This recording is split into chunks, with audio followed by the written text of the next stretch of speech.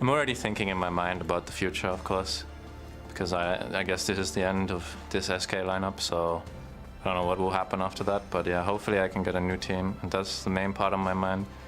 Of course, we're in relegation now, so I'm thinking about that too, but the main part is I'm doing it for myself right now. Welcome back to the European LCS. Our next matchup has SK going up against Elements as they chase a seat in the summer playoffs. And well, Freddy there, quite a depressing piece of video there of him, but honestly for me it tells of a lot of honesty from him, realizing the spot you're in. Yeah, very rare that you'll hear just quite such a frank and honest kind of look at, even with games still left to play for SK, just of the future outlook for a player. Yeah, so let's look at what SK has done so far in these last 2 days. They, of course, had to get a win in any of their last 4 games. Yesterday, they didn't versus Fnatic, but I think that they showed quite a lot of confidence in their draft, even though they got tossed the curveball with the Trundle support, but they ended up with the Maokai, Gragas, Jace, Lulu, Corki, which is a solid lineup. Yeah, it's a solid lineup and it shows confidence, but I think it's just very predictable by SK, quite frankly. And honestly, I feel like Fnatic went into that game saying, yeah, we know you're going to pick tanks, we'll just pick the Trundle, we'll deal with that. I know Dalo was tweeting earlier about how good Trundle is into tanks. We talked about it yesterday as well. So just Fnatic read SK like a book, and it's what we expected pretty much from that game. Yeah, it definitely is. And well, on one side, very good for SK Gaming that Copenhagen Wolves didn't manage to win, because at least they don't have to think about that. Now, how do you think, with hearing that feature from Freddy, how do you think that will influence their mindset going into this game? Yeah, that was depressing. Like, I'm Finnish, and that got me sad. So it must. But yeah, it's if the mood is like that in the team, it's really hard to see like them performing at their best. Because I know, for example, I'm the kind of player, like, if the mood in the team is really bad, then I get like, yeah, screw this, you know, like I don't even want to do my best anymore. So it depends on them, just like how the players react to that kind of bad mood. Yeah, we'll see how it translates into game versus Elements. Elements currently 7-10, and well, they do have something to lose, or something to gain rather, as they can still make it into the playoffs. But honestly, yesterday they were up against Gambit Gaming. They won, but I even almost forgot about it, because it turned out to be such a long game where they gave up all the advantages they had built up earlier on. They did. I don't know how you could quite nearly forget about that game, because that game was monumental, record-breaking on the length of it. But honestly, Elements, I think, thinking of forgetting things, they forgot how to push a lead at any point. They had inhibitors down against a team with a substitute with a very, high damage mid lane carry just from Froggen on the Cogmore there. And, you know, Froggen just in general in that game was 2 sides of the coin. He had so much damage, 1,070 damage per minute in that game, but he kept getting caught overall, and just so many deaths, almost needlessly, to the Cogmore. Yeah, I think Froggen just made that game unnecessarily hard. Like, Kawachar did a really great job once again, TPing in with those home guards, always catching Froggen like every single time, and them having no cleanse on the Froggen. Sometimes he's dying with the flash up, and he didn't have any MR, no Michaels, and just like no counterplay to that, and it ended up costing them like 30 minutes of the game. Yeah, let's see if they manage to pull out a win here versus SK Gaming in a little bit of a faster manner. Everything is set on stage, so let's head over to the caster desk for picks and bans. Thank you very much, Shucks, and the rest of the analyst desk. As we load up into Champ Select, let's quickly run down the rosters for the last regularly scheduled game. It is SK on the blue side with Freddy, Svenskeren, Fox, Candy Panda, N-Rated, and Lucas Schenker. And of course, for Elements on the red side, Elements still fighting for playoff spots. JWoww, Dexter, Froggen, Tabs, Nif, and Martin Moonson. Can't say that right, but I will try. As you've said already, Elements currently, their record is 7-10. Yep. Picked up a victory yesterday. It was a victory. And that's what it said on the post-game screen. But what it means is they are still in with a shot. With Gambit now 7-11, Elements could sneak into playoffs in the final hour. Definitely had a rough middle of the split here. Elements just couldn't quite get it right, but there's been at least progression last few weeks. Not as a roster as a whole, but I really feel that Dexter has been playing very well, and so has Froggen. Froggen has stepped up massively. People would argue whether he's stepping up or just being the consistent old self, but Elements and Froggen are working better together. We saw him roam on Varus, pick up a couple of kills in a game against the Copenhagen Wolves, I believe, and just overall, yeah, he still is that fantastic player in the mid lane, and against this shaky SK Gaming that now no longer has to play for anything because they're they dodge the auto relegation spot down in the bottom of the table, they might play with a little more freedom. At the same time, might not play with as much of conviction either. The last time SK said they were playing without weight on their shoulders, they played fantastically. Candy Panda talked about it after the match 2 weeks ago and said how well and how easy it is to play. They are definitely in the promotion tournament. They're definitely in 9th place. We round out the bands with Twisted Fate, Cogmore, and Rise, targeted towards Elements. Elements reply with Nidalee, Shen, and Sivir. So Kalista is up and available. I think it's good to not ban Kalista against SK Gaming because they haven't really shown that they really want that champion. They value Corki over it. See if Tabs wants to play it. I still like Tristana into Corki. Still like Kalista into Corki. I really think you should probably pick her up if you can patch up what you lack in those champions, which is, of course, you know, control in the mid lane, but or wave clear. But Froggen's champion pool right now consists out of all those champions that offer that anyway, so could be good to see that happen. Varus is available, but It's not too early. something that's picked this early. Froggen really likes counter picking on purple side for the right reasons. Obviously, he can just straight up win that matchup in the mid lane against Fox if he gets the counter pick, or at least a very big CS lead. So most of the pressure in bans has been on the mid lane. A couple of junglers taken out. Well, there goes our theory. Varus is locked in this early. I could be wrong. Don't mind being wrong. Not a why, but So let's see what they hold their last pick for. The other Then side- it has to almost be JWoww because jungle's been locked in. You could do part of bot lane because yesterday we saw Nif step up for the first time in the last few weeks, that he's actually took control of the early game. His roams were essential at getting Elements ahead, and he even touched on that in the post-game interview. He even got first spot, I believe, on that thresh, so fantastic roaming from him. And Elements, they can still build into anything with this composition. Worst case, you can even rotate the Varus bot as AD carry. not unheard of, Technically a flex pick. but is a little unlikely, I guess. Yeah, given it how good Froggen is on Varus. And for Sven Skjeren, he is most likely going to lock in this Gragas. It is his most played champion. I wanna- 5 games this split. I want to see him play in Italy here instead. I really don't like the Gragas. Oh, it's banned, of course. That's why. Fantastic choice, this Gragas. I was testing you, Trevor. Oh yeah, Tom Kinch was banned. yesterday. It was banned. It is locked in. Patch 5.13. The frog is here for Freddy.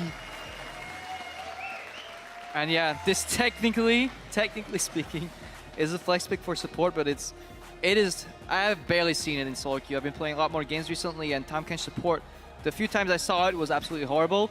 And perhaps it was the players, you know, perhaps it was just a matchup, but they didn't look that great. On the top lane, however, it's just a nuisance. Continuous, annoying type of champion, and that is perfect for Freddy's playstyle. I also like the fact that they could deliver somebody directly behind Varus. We'll see on how effectively Freddy or Enrated can use that Abyssal Voyage. We'll break down some of the mechanics of Tom Kench in-game. For Elements, they now have to deal with the interesting first ever River King in Summer LCS. JWoww's going to lock in that Rumble, not going to go for the last counter pick. Instead, potentially moving Varus to Tabs and getting Frog in a mid laner, realistically finding an AD carry that Tabs wants to play. Yeah, definitely wanna piece that puzzle together by getting an AD carry. I don't think Frog is going to switch over. However, they will still have information for the later pick. Fox is still locked into a matchup here. Irelia mid is available, which some people like running into poke. Obviously, Freddy has been playing at champion time capture a lot in solo queue. That's how we saw it banned yesterday against him. Just want to see how it plays out. How much experience does JWoww have as well? Because with these new champions, they might not be as great as one would expect. The thing is, you will always have a leg up because you just put in 10, 15, 20 games on this champion, and you're playing against people that have experience on their champions against everything that is metagame, but they're not really ready for the cheese. Stress had a fantastic line when we were talking about Tom Kench this week and how part of the reason Freddy is spamming it is to test the limits of every matchup. Rumble is a very common top lane pick in solo queue, so you know Freddy's going to have some experience in that. You'd like to think JWoww's run into him, but we don't know for sure. Nautilus now locked in for N-rated. Again, could go top. Freddy has also run Nautilus before. We're not expecting it. Fox is going to get his hands on Irelia, and it could be a last pick Kalista. That's not something you hear or see every day. Yep. It Kalista is. makes it down all the way to the bottom. Kalista, Alistar, very, very good laning phase, very good defense, good offense, especially into the melee support like Nautilus. So a lot of bully potential here. Well rounded out composition, has some wave clear, has some engage. Good secondary engage from the equalizer. Very, very... I would almost call this pre-poke meta composition from Elements, a little older. Okay. Barring maybe the virus in the middle lane, but you can replace that with anything else. And then those picks were the top tier picks coming into the summer split, obviously. And Freddy's, he's happy. And we'll just have to see how he plays that Tahm Kench, you know, how he uses that acquired taste. That's the passive of Tahm Kench. If you stack that up, then your abilities change around and just do different things all the time. Is he going to stun people, you know, with that tongue lash? Is he going to swallow his teammates' enemies? What is he going to do? What will he bring to the table? We don't know. I also want to see just how many hit points he gets from his E. That thick skin converts your HP. We know he's going to build tanky. He's top lane. Yep. Tahm Kench, the River King. In the summer split, SK Gaming are locked into the promotion tournament. There's no way for them to avoid that. They are playing with no pressure on their shoulders. Elements could play 7th again for the second split in a row, could go to promotion tournament, or they could win this, probably make playoffs. Will the River King pick up his first win? Hashtag SK win. Or hashtag L-win if you believe in Froggen and the boys. Crowd is ready. Hate to disappoint, it is very likely that it'll be incredibly boring lane up top. Oh, no, don't tell me that. Because it's just a slow champion whittling away. Look at him go. Get that Tahm Kench booty. He does put his hips into it. Hips don't lie. But the matchup I prefer to watch is the one in the mid lane, Aurelia into Varus. I think that's always very interesting to see how these players approach it, how much aggression they're willing to make, and you know how Froggen will play around that. He obviously brings cleanse to the table to get out of Equilibrium Strike, but also get rid of the Ignite. Defensive Summoner, very good on poke champions. And then yeah, how well have Tabs and Nif play together? How well is their synergy developed now that they're playing a lane with so much outplay potential? We will find out shortly as Candy Panda's going to connect a little fast bomb onto Tabs. And of course, how does Freddy play the split push? Because Freddy, the top laner, is somebody that likes to sit alone in a lane. He likes to push it out, has been known to be very greedy for farm, give up kills. And the ultimate on that Abyssal Voidage does not have the greatest of ranges. So he'll need to position appropriately and correctly if he wants to make an effective sort of flank or engage. But Freddy's style holistically as a top laner, not as a Tahm Kench top laner, just the reason that worked for SK Gaming so often in the past is because not only was he doing that, everybody else was doing that. And if all your lanes are pushing beyond what is naturally the safe limit, that means if people overextend, just like they did against Cabochard last game against Gambit, you know, you send multiple people top to deal with that aggressive pusher, then at the other side of the map you can take advantage, so you can take towers. SK wants those triple pushing lanes, however now they did a very hard time getting tower damage in the mid lane. Let's see if they're used to playing with a different style here. Both bot laners taking a camp.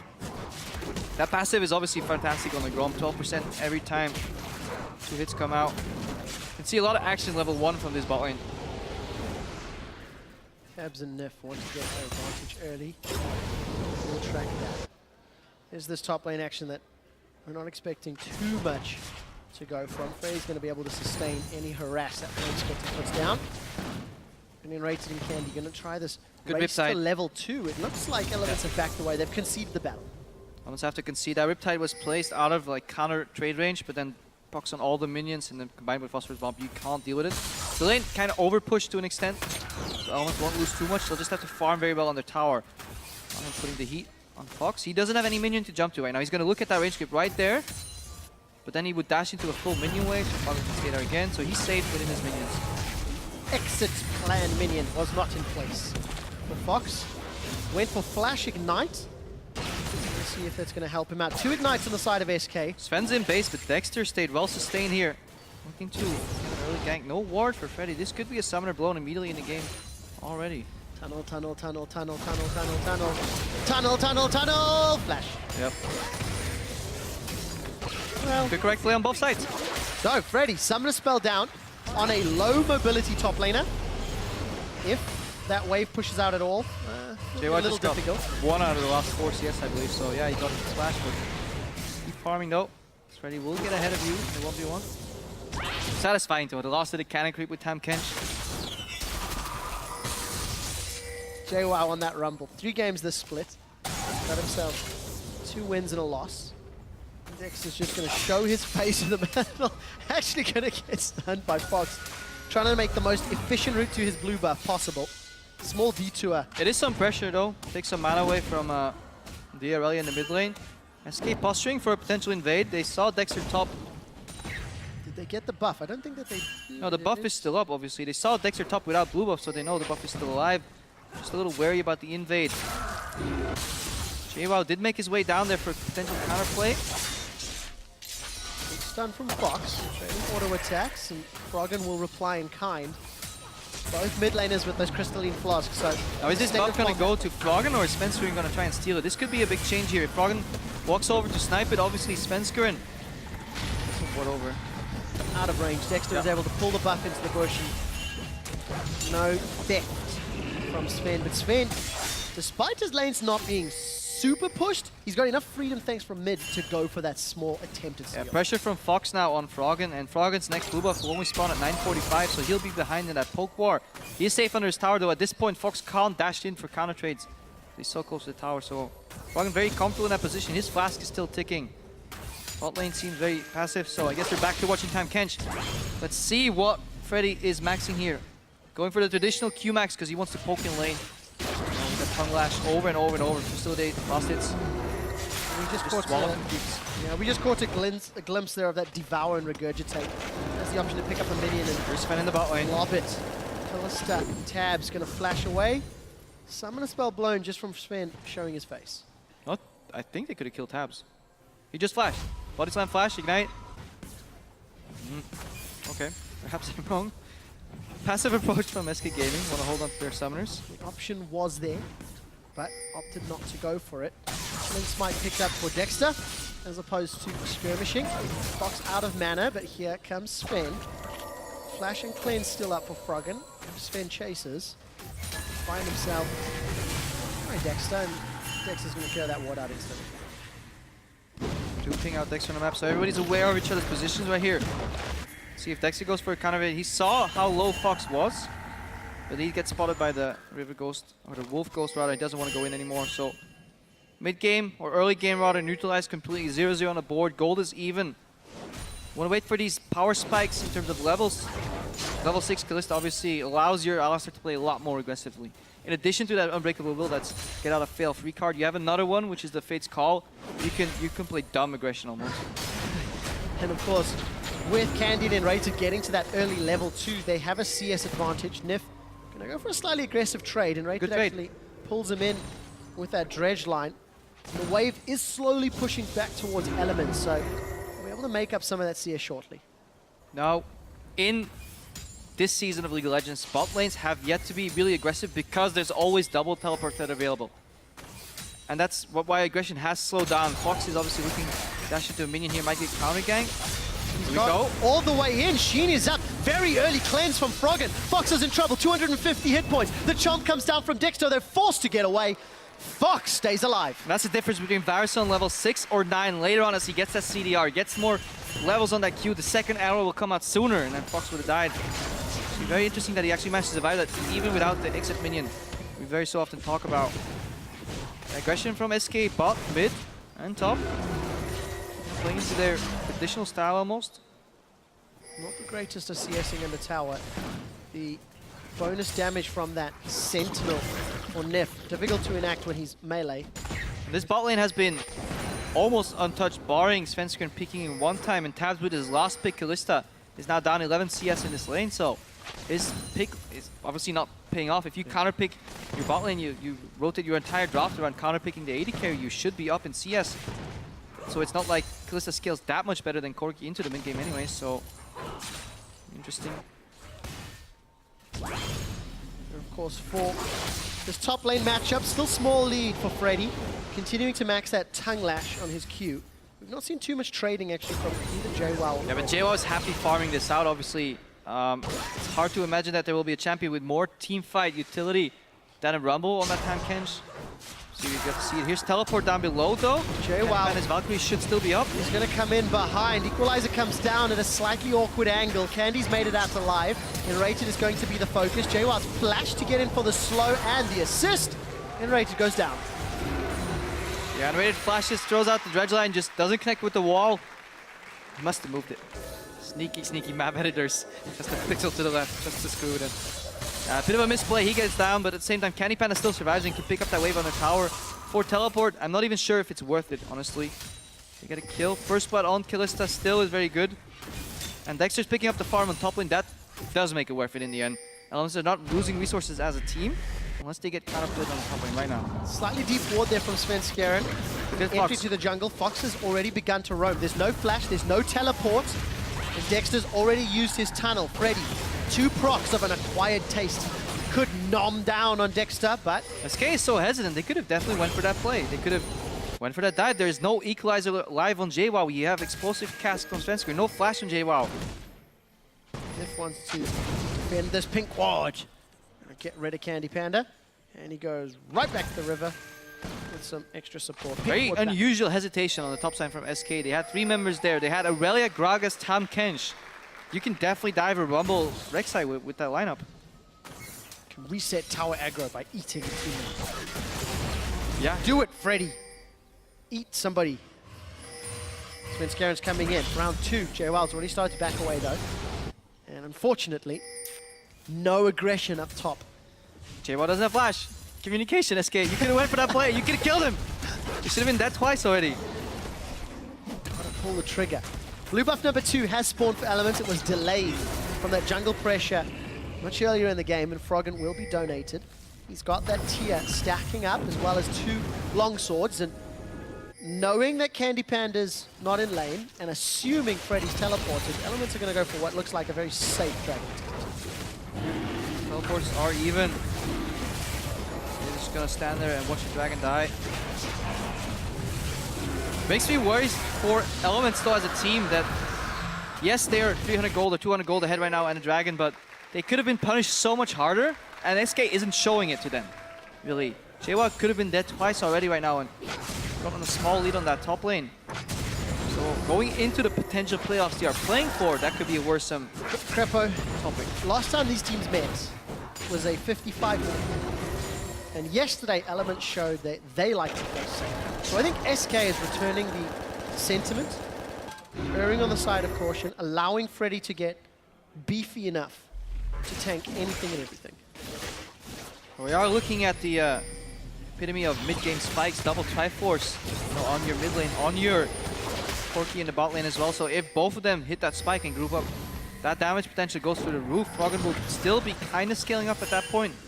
Kalista will obviously be a strong duelist. Elements going up for a group vision approach right now. This is good. We have really not seen that too much from them. Looks like Invader is ready to defend. Dredge line connects under Dexter. He's going to be able to tunnel away, and goes the depth charge. Gonna move in. Nip is in trouble. Gets a 2-man knock-up. Chain of Corruption will stop SK from aggressing the barrel! Knocks back Dexter Saves too. Nip. Dexter's now in trouble. Fox gonna look for the blade switch. Candy's here as well. Dredge line connects again. SK, they finally stop being reserved and get themselves 2 kills. That was an insane Gragas ultimate by Svenskeren. I'm almost wondering if he planned that. I feel like he was trying to finish Nif off, and then he was like, oh, I got an additional, buy one, get one free type of champion deal. And they're laughing about it. SK Massive smile. pick up 2 kills. They're fantastic cast from Svenskeren. Can't stress that enough. And yeah, Nif, he has Unbreakable, but there's Ignite, plus Aurelia damage from 2 damage that goes straight through that ultimate, so he can still melt in these fights. And he did. 0-1-1. Get a little caught out. He's got those Moby boots. Trying to look for some plays. SK have accelerated their lead thanks to the kills and some strong CSing. Small advantage for Freddy. Yeah, he's Small advantage for Candy. just under the 10 CS a minute. We're seeing about 9 right now. 115 in 13 minutes, doing pretty well on the Tam Kenshin. I wonder when he goes for that, my people need me type of ultimate, shows up in the middle like, surprise. Just want to see it. I really want to see that Abyssal Voyage. I actually want to see him deliver Fox behind Froggen. That's what I'd like to see. For anybody that hasn't played Tam Kench, of course, he's going to have a pretty decent range. I think rank 1 is around about Twisted Fate, rank 1 ultimate. Might see some aggression in the middle here. Svenskeren setting up. We have Fox that can always dash to a minion. Fox has gone in at very low HP, relying on the regen from those Transcendent Blades. Fox forced to flash defensively, and Sven's going to get chunked out. Piercing arrow connects as well. Svenska with another good defensive explosive cast this time. Trading on the bot lane too. Looks like Nif and Tabs are tired of just playing back. We'll have to see if they can pick themselves up some kills. That CS lead is shrinking somewhat, but of course Candy's getting closer to his Triforce spike as well. Here comes Dexter. Giving up a death this game. Gonna get spotted out by a ward, which instantly clears thanks to the sweeper. And this could be just for some tower pressure. And Panda's running low on mana. If we extend this siege into 1 or 2 more waves, he's gonna be out of wave clear, and then Tabs, Dexter, and Nif could pressure, set up a dive. With Unbreakable and Fate's Call, you can dive for Ever. 10 tower shots almost. Let's see what Svensson does in reply. He's made some right moves. Froggen's cleanse is down right now, so Body Slam Flash is live on Svensson. No explosive cast, but if Fox can connect that stun, that's enough. You know, Equilibrium Strike, stunning, followed Body Slam Flash engage. Froggen could drop. And we did see that Fox was going for that traditional Max E, Max W, Tom Kench, Freddy, maxing Devour, his W after Tongue Lash. So we'll see how that works out. How well is Elements doing in the synchronized base department? Tabs is gone. Nips is in trouble. He does have that Unbreakable. He may need it. Throws it down, but you cannot run away from that mine. Nif cancels his back and will give up a kill to Candy Panda. Eventually. Yeah, lack of communication there, honestly. Tabs is like, guys, we can finish. Nif is like, no, fight. And he gets left behind. They could have won that trade incredibly easy because there's not enough damage on Candy Panda because of how low he was on that mana. Tabs prioritize base over support. Every time we look up the top, Freddy is taking poke, but that gray health from his E's just allowing him to regen. And look at the CS, 30 CS advantage. This is a typical top lane battle where you have a slightly favorable matchup against a player or a champion that does better in teamfights. You just slowly whittle away. Neither of these champions will ever all-in each other. So unless a jungle shows up, not much is going to happen. JWoww's flash has come back online. Svenskrin is posturing again, but he seems like he shows up and then thinks better of the dive every time. There we go. That! Devour, regurgitate. Freddy's looking for a kill. Here comes the support. The body slam flash, and the frog and the fat man get themselves a kill. I feel like they could have done that with 2 people though. They leave their mid lane exposed. Froggen takes down that tower. In top lane, good combo. This could have happened so much earlier though, but it looked. I'm so glad it didn't because that was awesome That to was watch. really awesome. Was actually good job from Svensson waiting though. He waited until Rumble was silencing himself by overheating, and then obviously he can't flash out of that cask. We did just see the tower secured as well. So all 3 kills that Svenskeren has secured. Been phenomenal with that explosive cast play. Elements, they open up the mid lane, even a Steals it. smite. Sven secures his own red buff. Now Dexter. Nif has no ulti yet. He's gonna get chunked here. For a fight, Nip is in trouble, does have flash. A few seconds before that Unbreakable will be available. Fate's Call is up, that's a double TP. Here comes Freddy, he's gonna get knocked up by Fate's Call. Dexter's pulled backwards by Dredgeline. JWoww throws out the equalizer, it's not the greatest defensive peel from Elements. Nobody goes down in the exchange. Just a lot of flashes burned. Look on the right side of your map. Dragon is live. The only member remaining on Elements with flash right now is Tabs on Philistine. Big minion wave pushing towards Elements up top. Abyssal Voyage, will Freddy be using it? Most likely not. Nobody that he wants to deliver is around. Dragon number 2 secured despite Elements losing gold over the last few minutes. Kind of phenomenal that SK managed to get 2,000 gold ahead right here. Some good play. Svenskrin definitely is the man to watch. Let's see if somebody of Elements is going to face check here. JWoww gets caught out a little bit. Wards in time. Run, run, run! That has to be one of the funniest animations. What did it do is like, Svenskrin, let me carry you, buddy. Those 5 steps you were about to take, let me take them forward. It's like, we need a Tom Kench, Frodo, and Samwise skin combination. Let me carry you, Frodo. I can't carry the ring, I will carry you. On a more serious note, that Devour does a lot of damage. Rank 4 at the moment. And if you can nom enemy champions, 29% of their maximum health as magic damage. That hurts. It's the counter to Tom Kench, you don't build help. Not really though, because then you die. And we do Yeah, see it will the be build. interesting to see if we can actually get there in teamfights. Yes, everything looks nice on paper, but Tahm Kench getting to a carry, you have to remember, if a traditional top laner can get this close to a carry, which is the range of Devour, say it's an Irelia or something else, it will just straight up kill the carry. Instead, Tahm Kench will eat it and deal 1/3 of his health in maximum magic damage. So, you know, it looks nice on paper. We have to see how it plays out in reality. I'm sure we'll find out because the Trinity Force spikes have been picked up thanks to the kills that SK have secured. Fox, we know, has gone to the split pushing role once he's been enabled. And we know that there is half map pressure from Freddy's Tahm Kench. He can bring with him some support if he wants to. On the other side, Elements have also hit some big item spikes. Blade picked up a few minutes ago for Tabs. Froggen, oh, he's in trouble. Equilibrium Strike comes out. Ignite is burning. Froggen will be going down, but the Equalizer might pick up Fox. Flame Splitter plus the tower will trade 1 for 1. Defensive explosive cast from Svenskeren, and there's no teleport for Freddy up top. Chilling Smite is going to slow Sven. Elements continuing to chase. Look at the map. Down bottom, Candy is shoving out. He will get a tower, and SK come out ahead in the trade. Yeah, Fox goes in. Yes, it's a trade kill, but it requires more members of Elements to deal with that. This obviously opens up the bot lane. Good secure by Candy Panda. SK is now 2 towers to 1. Is moving around, trying to get some deep vision right here. Oh, that's not the place you want to be. Candy Panda gets caught up.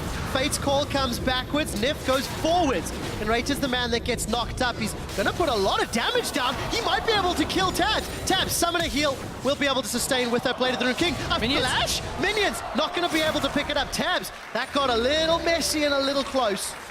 Candy Panda took far too long to get back into range. Candy Panda didn't want to linger around, walked in the end, and saw just how close Tabs came to dying. Again, miscommunication. Both these bot lanes are not on the same page in terms of where their enemies are, what they want to do, how they want to play out these matchups. We've seen it before when it was Candy Panda playing Kalista, and he kept pulling back and Raider whenever Raider wanted to go in. Same thing right now for Elements right here. Okay, WoW is the next target. Transcendent Blades. Overheating. Gonna get that scrap heap shield. Continuing to run. Fox is not slowed. And JWoww gets away. So close. And Freddy woggle to the mid lane. I'm Kev has to be one of the funniest champions out there. Missed the tongue punch. Oh, you have though. 2,500 hit points with that Sunfire and Spectre's Cowl. That's a front line if ever I've seen one. Gonna have the support of Enrated as Svenskeren set up at the Raptors. So Fox has now become the split pusher on the top lane. Obviously has great duel potential. Svenskeren set up around these Raptors. Look at the wards above Svenskeren as well. Elements have no control of their top side red jungle. Hey. Now they do. One ward. They spot out Svenskeren. However, I still don't see what he's doing. He could be lurking around for the dive, or he could be moving top to dive JWoww. They have no information whatsoever. They're pressured in the mid lane, pressured in the bot lane. This is the way SK like playing. They've been enabled. Got themselves a decent gold lead. Freddy doesn't connect with the tongue lash. Dexter's decided he wants to get some Fogwa. Freddy forced to flash defensively, and Enrated will get rendered, but he will survive. Nobody goes down. Yeah, failed combo from Nif allows Enrated to escape there. Obviously, Element spot out that Svenskeren could be moved to the top lane. This leaves 4 members against 3 in the mid lane. Easy engage, but Element messed it up mechanically. Game stays even. Elements continue to play from behind. Lost control of their jungle, which is allowing SK the freedom to make these setups in middle and pressure top. And you can't afford to make these mistakes if you're already fighting for vision. We see right there. Dexter has to use his sweeper and his oracle buffs to get even into the first brush into his jungle. At that point, if you get an opening, you get an engage somewhere, you have to make it work. You have to make it stick. Because otherwise, Fox is going to continue pressure top. If you just beat out JWoww, especially once those harpoons go on cooldown, no more defensive tools. With the fact that Fox has been moving between lanes and looking to set up fights, he is falling further behind in CS. Yesterday, Froggen was farming up a storm. Today, Froggen is farming up a storm. 50 advantage over his opponent. But that same difference is between Freddy and JWoww. So interesting dynamic. So yeah, there's different carries of different farm priorities. Freddy making up for his early game split push, you know, offensive tools with that Sunfire Cave. Wants to get more with it, you know, don't get stuck too slow, too long and make it too slow of a champion on Tahm Kench. That's why you go for Sunfire. Then of course Spirit Visage, fantastic on Tahm Kench for regeneration when you get that gray health back for you.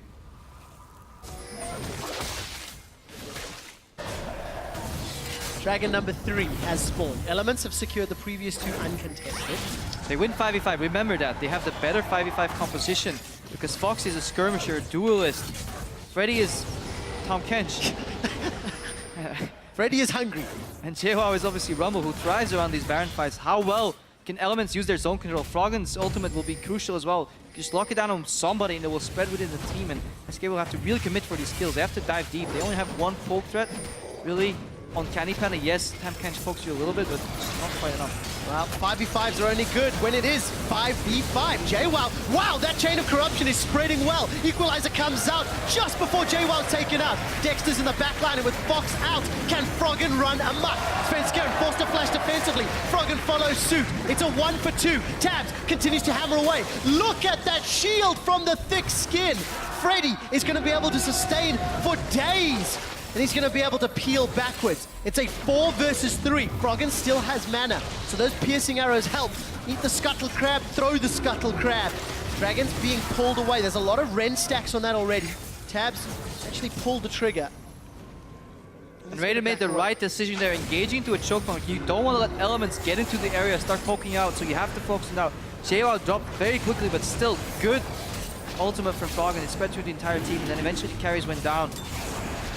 We're gonna check out later if we get the replay of what Tabs and Nif were doing exactly in that fight. It felt like they were very slow to get there, and I feel like Elements played that fight 3v5 for the majority of it. Still come out on top. 3rd Dragon for Elements. Fortunately, again, keep your eyes on Tabs and Nif. They come from the right side, so they're not put up together. JWoww has a flash, and then Fox, he gets singled out. Okay, that's what they were doing in this fight. Have to deal with Fox, and obviously, good kill by Nif. Nif no longer has summoners or cooldowns available. He just goes for zoning.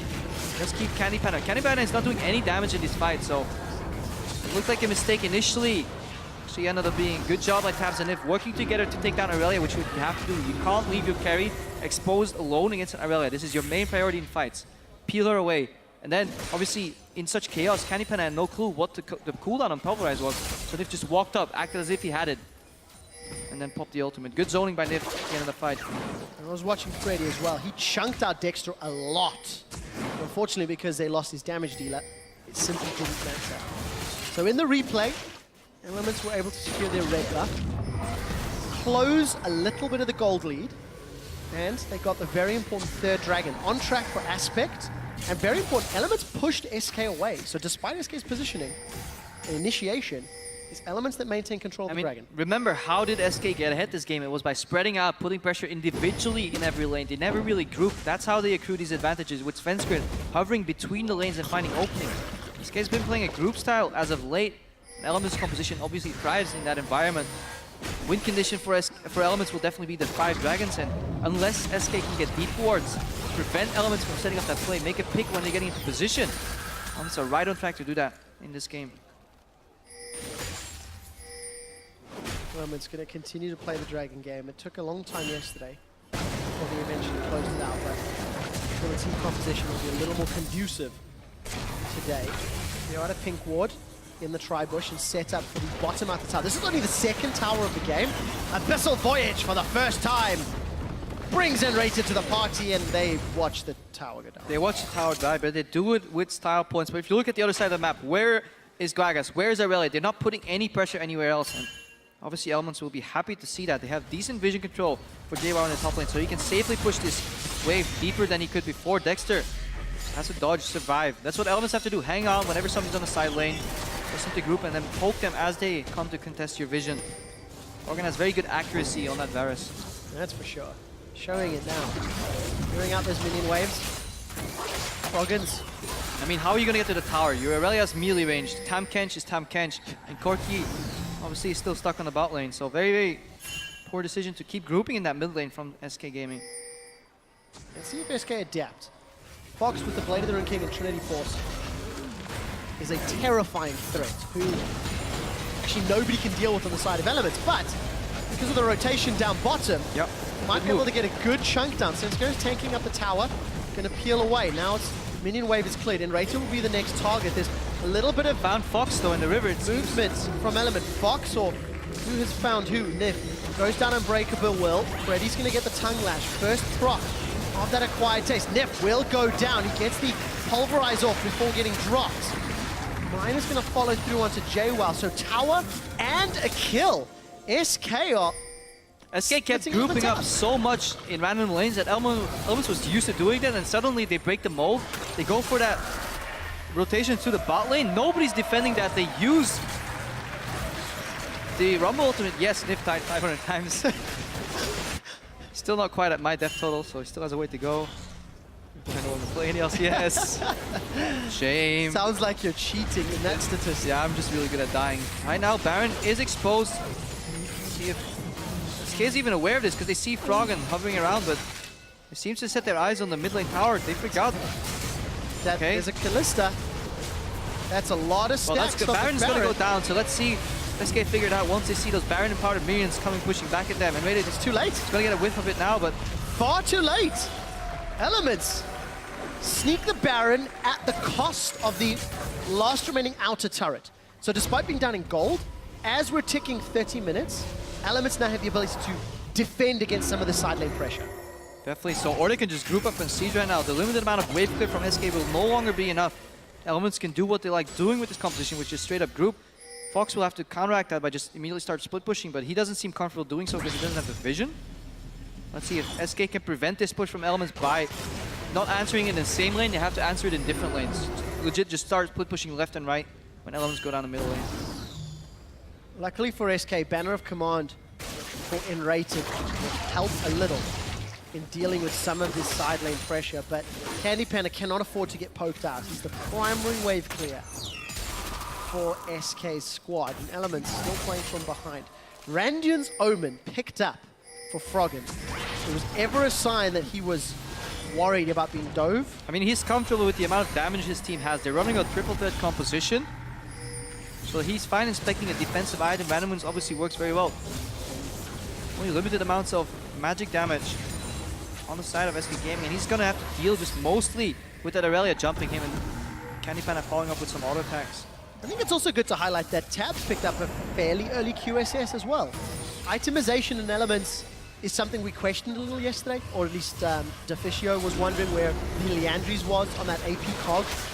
Could it have made a difference? You can argue and debate until the sun comes up, but fairly smart in this matchup to help deal with the threats. Now, how well can they close? They look like they're thwarting their push. Priority of the 4th dragon, so you're using that Baron buff to buy some time to get secure 4th dragon instead of going for a tower immediately. Look at the top wave though, that's big. That could be a follow-up objective for SK Gaming. Dragon secured, uncontested. SK had vision, but little else. The 5v5s in favor of Elements. Remember, you've said it since picks and bans. Elements are using Baron relatively well. Top and bottom pushing against them though. Someone has to go deal with that. Their bot wave should have bounced by now and should be pushing out. And due to the location that that wave is in, even if you don't see the exact numbers of minions on your creep, on your minimap, it will push towards SK Gaming on the bot lane. However, top lane is pushing quicker, so they need to make this wave work. A lot of damage on that inner turret, 50% done. Devour a minion, chuck it back at Elements, and you can see those little fishies. 2 stacks. If Elements stay here, they're yielding their top tower, but that means they're going for an aggressive play, potentially a dive here on this tower. I like to think the latter. Though, Elements is not the team that I think does that. Let's see if they can prove me wrong. Transcendent place or wave clear. Elements focusing the tower. They've got the Baron empowered minions and they brute force their way to tower number 4 and close the gold deficit to 1,000. Top lane tower still is at 80% HP, so will definitely not go down in that single wave there. Secure and open up the map even more. Now the game will slow down. Baron buff will run out. Gold is still 1,000 ahead of SK Gaming, so we'll likely see a bit of a lull, a bit of a pause here until the next Baron or Dragon, which will spawn roughly in the same time frame, maybe a minute or so apart. So it'll definitely be an interesting exchange to see who prioritizes what. If Elements do the right thing with good shot calling, they can completely put SK in an impossible position where either they take the Baron and they give up 5th Dragon, or the other way around, you know, try and stop Elements from getting that 5th Dragon, and in process doing so, give up Baron buff. Yeah, there's also the possibility to lose the game in that scenario, because yesterday Elements got to 4 dragons and then unfortunately didn't get the next. All jokes aside, I'm really enjoying support building more Banner of Commands, because you can make a map-wide play from your base. You buff a cannon buff, you buff a cannon creep minion in the bot lane, for example, and you move top, and then you have side lane pressure, manipulating side waves just makes shot calling so much easier, so much pressure you add up just by some single, buffed up cannon creep that you can name them too. You so choose. I like to do that. Either way. SK continue to group. SK continue to not look for deep vision. They're not unlocking Fox's power. Now Fox has a lot of CDR. He picked up Frozen Heart because he's going to be diving on Frog and magic damage and tabs. He doesn't get stuck in the equalizer from JWoww, who gets aggressive now. That's an early hourglass. Tabs is down. Candypan and Fox just destroy him. Equalizer will buy some time. Freddy is going to eat Nip. Nip will throw down that Unbreakable Will as Froggen is shooting piercing arrow after piercing arrow. Chain of Corruption will hold some of the damage and Freddy eats Nip for a second time. That's a good piece of steak and the flank is out. Yeah, Tabs hovering around his top laner JWoww trying to defend him, but then he realizes he's an AD carry against an Aurelia and a Nautilus. He just straight up dies. JWoww goes down in the process. Poor map move by Elements. They're good at grouping if they're all 5 together, but they can't go through these choke points in uneven numbers. It's happening again, Crepo. 4 dragons Elements can get to. And then some positional errors cost them an inner turret. And once again, cost them the gold lead. Oh yeah, Abyssal Void as well. Flash here from Unrated opening up. Dredgeline goes on Tabs. He is stuck. He should have moved towards his team on the bottom side. JWoww still going down. And Fox, if Fox gets left alone, well, we comically see Nip go down again. If Fox gets left alone against any of these 80-based champions, he will tear through them with Frozen Heart. Froggen or Norculista can really deal with him. So it's up to JWoww's magic damage to take him down. But JWoww hasn't been landing the greatest equalizers, and Elements really need to group and use the peel provided by their jungler and support together to really survive and get this triple threat composition rolling. 1 minute to Baron, 2 minutes to Dragon. Elements have had all of the previous. All Dragons and the single Baron that's been secured. But SK, with that last teamfight victory, have got some great vision into the jungle of Elements. So there are now tools available. Abyssal Voyage is up for Freddy. Teleport's up for Freddy. Here we go. He's going behind Elements, it seems, to ping on the map. Right in the middle. Nip is the man that's going to have to get eaten. Unbreakable comes up. No, it was Fate's call. Pulled backwards by Tabs. Nip is going to just punt Freddy away as Dexter's now looking for more. He's flashed into the team. JWoww's coming forward. The equalizer has already been used. JWoww's gone golden in Hourglass. Where is Tabs? He's trying to peel backwards. 15 seconds until Baron. SK win another team fight by pulling the trigger first. Yeah, Elements are playing these fights without poking first, and SK has just gotten so tanky. Initially, Fox would die and go trade even, but because he now has enough base damage, just from the true damage on his W, the Triforce obviously provide a lot of damage later with the Bork. He can now spec defensively. He got that Frozen Heart and Ninja Tabi, and outside of the magic damage, it's incredibly hard to kill him. We said it earlier. Now he can just wait. Instead of having to die first in the fights, SK is now tanky enough to survive this poke and just wait until somebody on Elements overextends, overconnects. Elements did not have to take that engage, remember. Dexter did not have to tunnel inwards and flash forward. JWoww did not have to walk forward, but they did. And it cost them the mistakes again. And with every team fight, SK is just growing their lead. The Baron and Dragon timers are going to get synced up very, very soon. There's aspect for Elements, so SK do not want to give that one away. They may be able to get in behind Elements. Abyssal Voyage is being channeled. Nip, once again, is going to be the focus. Dredgeline, that connects onto Tabs. Fate's Call is going to pull Nip backwards as JWoww is down. Freddy's running amok. Look at that grey health. That becomes a 2,000 hit point shield. Freddy's also got the face of the mountain. Going to spit out in rated. Dredgeline this time doesn't connect. JWoww's gone out, and we did see Nip go back in for the head run pulverize. 2 more members of Elements down. Yeah, look at JWoww. You don't even need to see what happened in the fight. Teleport is down, Equalizer is not. He TP'd in, he immediately got blown up, and at the same time, Elements could not really get anything done. However, SK is forgetting about the 5th dragon here. Could have easily guarded that with 1 or 2 members and went for the Baron, but might be a very interesting late game here. So this is an interesting question. We've often had inhibitor for Baron and the debates of which is better. But it's not super often you have Aspect or Baron. The thing is, it's not an either-or equation for SK Gaming. They could have had 1 dragon plus map control versus trading a Baron for a dragon. They could have easily walked over to the dragon, put 2 deep wards, went over and secured the Baron area, and then played the map from then on. We've seen that now in these group fights, Elements no longer have the edge.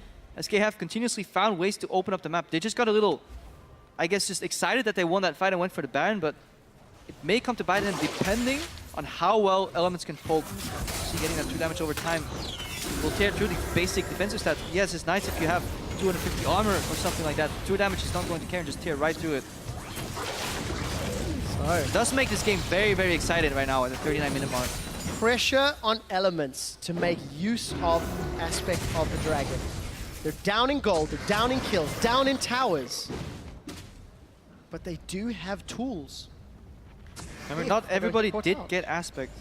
Froggen, yeah. Nip does not have aspect, and then JWoww doesn't seem like he has it either. That's important, actually. That is very big, so Equalizer will not put on aspect on anybody else, so could have waited with that.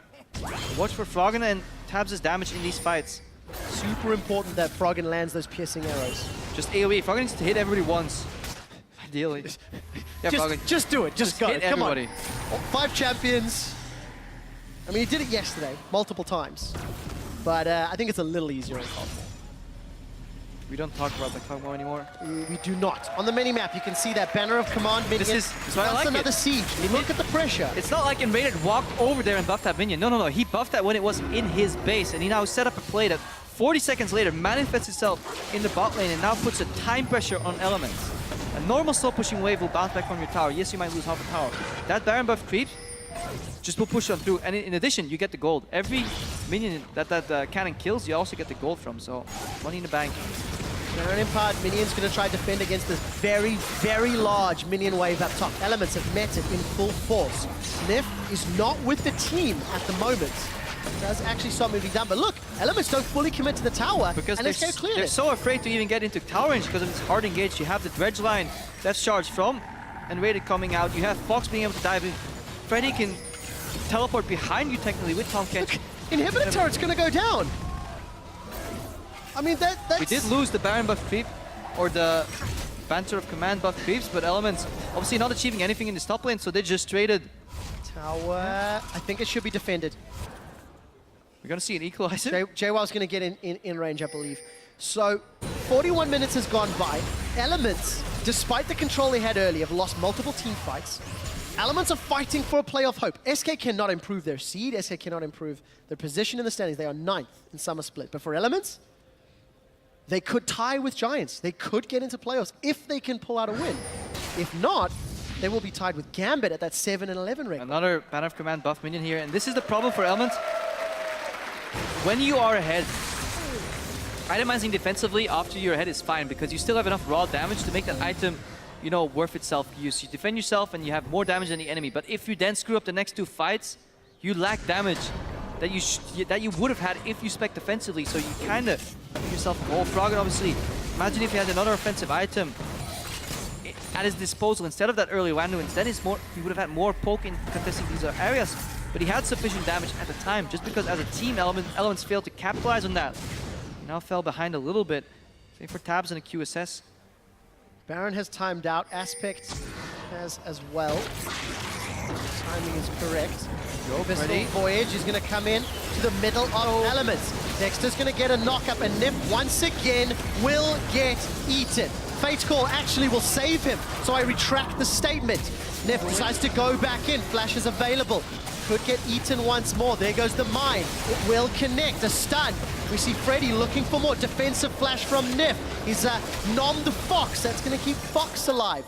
The poke wars continue. Elements not losing a member this time for the first time in 3 team fights. I almost feel like Nif wants to use that knock-up from the Fate's Call. Had to flash out defensively. Imagine if he could save that flash. Get a flank off later in the fights when SK is sieging. Just because Fate's Call gets used does not mean you have to use it offensively.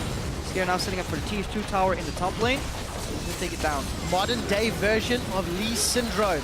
Nif goes in offensively, doesn't have flash this time. Chain of Corruption is spreading. Nif is looking to get damage down, but he's hopped away from his team. That's 2 kills for SK. Dexter may go down as well. He's going to flash over the wall. Tongue Lash does not get a stun. SK still have a banner of command-empowered minion. Candy Panda was able to chase down Dexter, and he should come back to his teammates. SK on the verge of cracking open Elements base. 10,000 gold lead thanks to so many 1 team fights. Gonna get an inhibitor as well. They may not stop. They could definitely look to close this game if they can get to Frog and so many offensive tools. Just 1 dredge line, 1 dash from Fox. Equalizer comes out again. That's a cooldown. Minions are gone. They're tanking in towers. They'll have to yield. defensively. Chain of Corruption is going to catch. Piercing Arrow comes up, and look at how tanky Freddy is.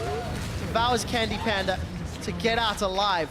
So Elements minions did get a tower down bottom, but wow, are Elements coming apart at the seams when it comes to team fights. Even if Elements lose this, they technically still have a shot at playoffs, I believe, but what worries me is their play right now. They're so uncoordinated. They're still not getting on the same page. Nif went in with that face call. Now Nif went in again without Unbreakable. They started the fight. They would inevitably lose. Instead of just defending their next or their base inhibitor towers, now they're putting up all the pressure for Aspect. They did keep SK busy, so they have to rush down this dragon. They should be able to get this one. Get the hell out of there. Candy Panda can steal though. Come over Candy Panda, he steals it! The first dragon of the game! Candy Panda's given SK one more tool in Rated. It's going to throw out the mine. Froggen is going to cleanse, at least get rid of some of the slow once more. Nif goes down. Unlucky number 7.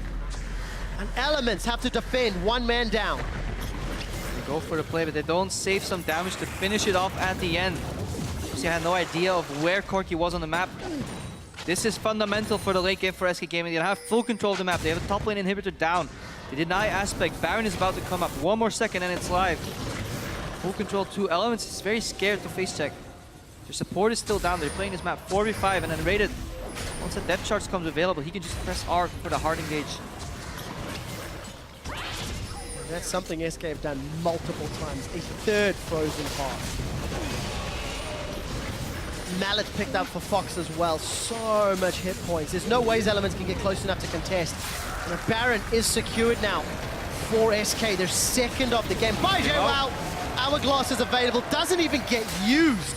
No assist from anybody else. JWoww and Nif have not been on their game. And sadly, that has been the problem for Elements for several weeks now. 12 out of the 17 deaths come from the top lane and the support for this Elements lineup. And had a very good early to mid game, especially when they group, but eventually SK Gaming got too tanky to deal with it. Those frozen hearts are just making so much work. Righteous Glory comes out for Enrated. He's zoning Elements away. They do not have their top lane, and this is 5-on-4. Should be the final push. In a best case scenario, Banner and Baron empowered minions. Another tower will fall. SK Gaming are looking to crush Elements' hopes. Tom Kench, 100% win rate on the cusp of it. Told you before, this champion is the best top laner in the game. Elements defending for their lives. 10 seconds before JWoww is up. He should have the equalizer available, but there are super minions to deal with. Froggen goes all the way forward. Throws out that hail of arrows. Piercing Arrow trying to clear out minions. Fox and Candy, they're on the bottom Nexus turret. Fox does get caught out. That's a good equalizer this time. Burning through SK, but it might be too late. The SK are simply too tanky. Sven is getting caught out by those auto attacks from Tabs. Rend is available. Will he be able to get a kill? He does, but they've traded 2 for 2. Junglers and supports down. We see Freddy on Tom Kench. Noms Froggen trying to run away. An acquired taste will not be enough. Tabs rent him for the kill. 3 for 3. JWoww is alive. Candy and Fox go back in. They get Tabs. JWoww goes down to Candy Panda. Candy Panda and SK Gaming will give Elements their 11th loss of the summer split. And for Elements to make playoffs, they have to hope for a 3-way tie and hope for Roccat to lose. Remember, SK picking up this game does put Elements in that position you just described. Elements obviously are ahead 2-0 against Gambit and Roccat. That 3-way tie could be won by them, and then with the remaining members in a 2-way tie. They will definitely be watching that Roccat match later on, which is next, and then the last match of the day will be Unicorns of Love against Fnatic. But this SK lineup, last game of the season. I mean, Freddy came out in an interview just straight up said this is the end of this SK lineup. It will not happen anymore, so it must feel good for them to end the split somewhat on a victory. Get that last walk with your teammates, because you still spent the last 3-6 months with them in the same house, in the same training environment. It may have not worked out, but having this victory right here must feel good. I want to expand on that. SK Gaming placed 2nd in spring 2014, placed 3rd in summer 2014. They went to Worlds. 4th in spring 2015. 1 position down every split until now, where it's come apart at the seams. SK smiles on their faces. They ended strong, But even so, it is a promotion tournament that they are destined for. They have to re-qualify for the LCS for 2016. This man right here, when he's in his comfort zone and he can make the plays that he can do so well, Deficio described it as Svenskeren is one of those few junglers in Europe that can carry a game on himself. He did it definitely so in the early game today. Some beautiful explosive casts. I still remember that one on Tier 1 mid tower where he finished off Nif. Not sure if it was intentional, I'll have to ask him later. But he knocked back Dexter and he just got 2 kills with 1 ultimate. A fantastic play right there, and he definitely carried the early game for SK Gaming. And then eventually, surprisingly so, they did get very tanky because it's so hard for Rumble to put out continuous damage before those fights. And then eventually, if the equalizer doesn't connect and lock people down, it's not enough damage. Frozen Hearts are definitely good purchases this game. It doesn't help when JWoww's equalizers are not hitting multiple times as well. I just want to mention really fast, with SK picking up that victory, maximum number of tiebreakers at the end of the day will be 1 game. 1 game. We were down from 11 possibilities yesterday, down to 6 possible today. It is now only 1. So you see the collective smile of the production crew behind the cameras. We are all sad, unfortunately, because tiebreakers are something that we do particularly enjoy. But Roccat still looking to try and make their way into the playoffs. Head-to-heads are going to determine some of these tiebreakers. We will break them down once we get a little later into the broadcast. But for Elements, it is another disappointing split. Yep. Same story. Different members every time, honestly. Just doesn't quite connect every time. There's so much hope, so much potential, so many dreams that eventually get crushed. And then at the end, they get so close. Last split as well, there was the race for, do we get 6th place? We really want 7th place. Please let it be 7th place. Hell no, we don't want 8th place. Because the difference between having to play to stay in the LCS or just getting the time to build up another roster or potentially getting that, Hail Mary into playoffs, it's so different mindset-wise. So at least they should be happy that they likely just end up in the 7th place. But is there still a possibility for them to end up? I don't think there is, actually. I don't think they can actually end up in the promotion tournament. Because of head-to-heads. Because of head-to-heads. So that's good for Elements in that regard. Elements have a very good head-to-head record against the teams that are directly around them. But what it also means is Gambit maybe going down to the promotion tournament, maybe going 7th. Roccat in a similar position. I need to verify the head-to-head records. But those are the teams that are now vying for those 6th, 7th, 8th positions, because Giants are looking pretty comfortable in 5th. At that 8 and 10, they're looking safer with Elements losing. Well, anyways, we'll break that down just a little bit later. We're going to head over to the analyst desk to chat about SK's victory. Thank you so much, Quick Shot, as we are joined here by both Candy Panda and Freddy. I was trying to put those two together. Congratulations, guys. I know it must be bittersweet. I do want to talk about the game a little bit to start with, because Candy Panda, I mean, it seems like it was a different Candy Panda we saw here today. You were going for everything you could. Talk me through the mentality. Well, it's not so much a different mentality. It was just, I played a lot more solo queue this week. I played, let's just say we didn't scrim this week. So we had, a lot more time to play solo queue. And that way I could, invest a lot more time in improving for myself. So I think that's why I played much better today. Paid off in this instance, and certainly there was a lot of solo queue going on for you, Freddy. I know you turned Tam Kench into Spam Kench this weekend with the amount of games you played. Talk us through, you're the only person really to be playing Tam Kench. Why are you playing him and nobody else is? I mean, I saw Darian playing him a lot in solo queue, so decided to try him out, and I saw a lot of potential in him, especially the ult damage is quite a lot, and people don't realize. Especially in this poke meta, you can always just ult behind people, engage like that, and you're so tanky that you won't actually die. So I see a lot of potential in him. We certainly saw a lot of potential in the game for Tam Kench as well, and we want to take a look at a replay, actually. This was ultimately the first kill you'd get in the game, Freddy, is you were tanking up a lot of damage in this team fight. Maybe you can walk us through a little bit of what Tam Kench can do in these fights, and what your thought processes are going into this fight. Yeah, I mean, they're setting up for a dragon here, and we go in here. I don't know if we should have gone in here, but yeah. And then you see me ult in there. I got the kill. And the good thing is I can always eat someone who's low health here. So, I mean, I didn't, but the potential's there. I could have maybe saved Sven there, but I just think he's a really good champion. He offers a lot, so. Certainly seems to. Candy Panda as an AD carry must be nice, just in case. Yeah. It didn't really happen this game, but must be nice. He saved me once, actually. So. Oh, okay. Yeah, in the top lane, so it was. It's really good to have a safeguard. Have you seen it much as support? Sorry? Have you seen it much as support? I played against him once. Actually, I didn't even know what his abilities do, to be honest. I just know he can eat people and teleport. Do you know now? Yeah, no, kind of, yeah. We kind of know what happened. Stepping away from the game though, because Freddy, we obviously heard your little video a bit before this game, how you talked about your future and the future of the team. Candy Panda, you said that you guys haven't been scrimming this week, so you as such an old school player and a lot of history with SK Gaming, can you give us a little bit of insight in the situation? We don't know. I think we will play relegation. We might swap one player because, and Raider might want to leave because he feels like he's burned out and he wants to stop. So, other than that, I think we will play relegation with the same roster. So, and then after, we will see what happens. We don't know yet. Okay, Freddy was saying how you definitely don't want to stop playing in either case. What then happens? Is that the same for you? I don't want to stop playing either. Okay. After today, I know that I can still play good. It's just about having good team, and then you can really push and motivate yourself to play a lot, and then I can still do good. So can Freddy.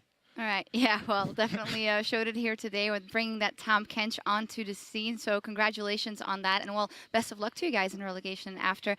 Before we let you go, though, we are going to take a look at the standings because with that loss that Gambit suffered in the last game, that means they are now out of playoffs officially. But as you can see, their Elements, they need Roccat to lose in the next game to force the 7 and 11 tiebreaker. And Elements own the head-to-head, and then they will automatically take the last playoff spot.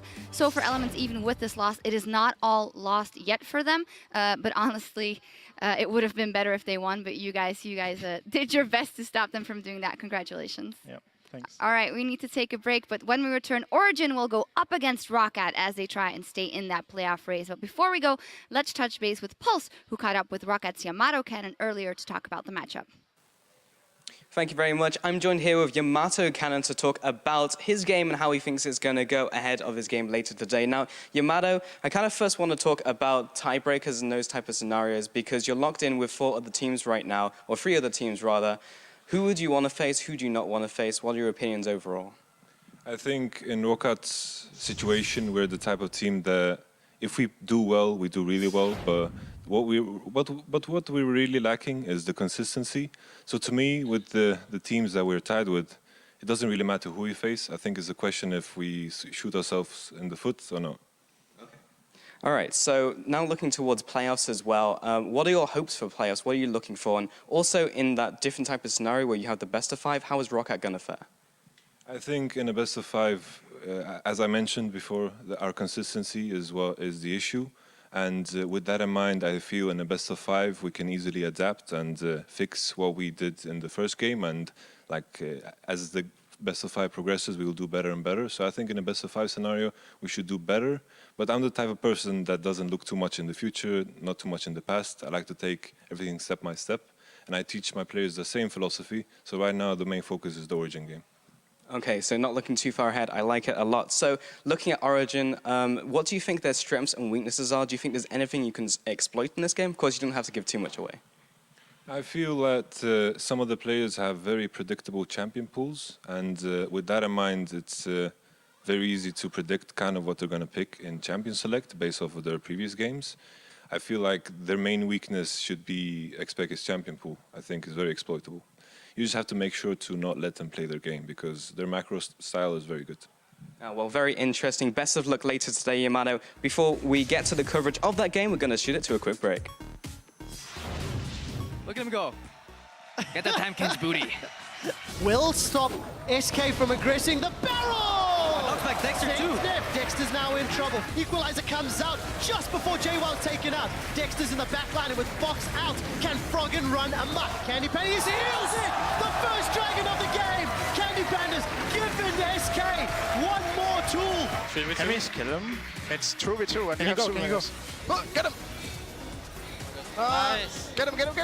Yes. Oh my God. Don't let the power.